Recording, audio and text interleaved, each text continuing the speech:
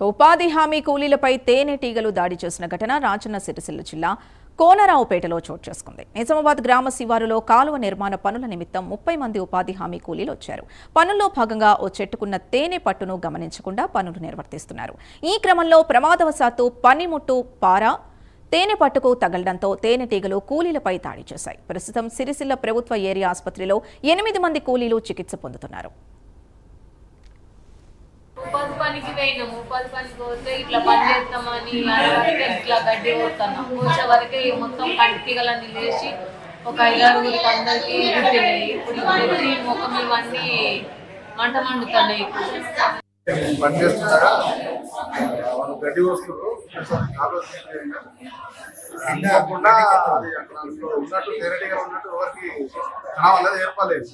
అది ఒకసారి చూసేసరికి అయితే అన్ని ఒక్కసారిగా మూకుమ్మడిగా దాడి చేసి 15 మంది మీద అటాక్ చేసి ఇందులోకి ముందు పరిస్థితి ఏమో తెలుస్తుంది. కొంచెం తీవ్రంగా అంటున్నారు. పోలీసు అయితే మన విషయం కొంచెం ఆందోళనకరంగానే ఉన్నది.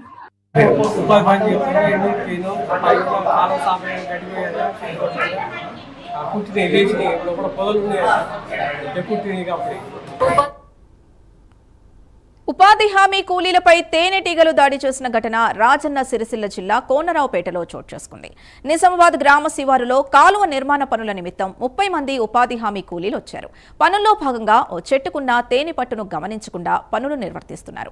ఈ క్రమంలో ప్రమాదవశాత్తు పనిముట్టు పార తేనె పట్టుకు తగలడంతో తేనెటీగలు కూలీలపై దాడి చేశాయి.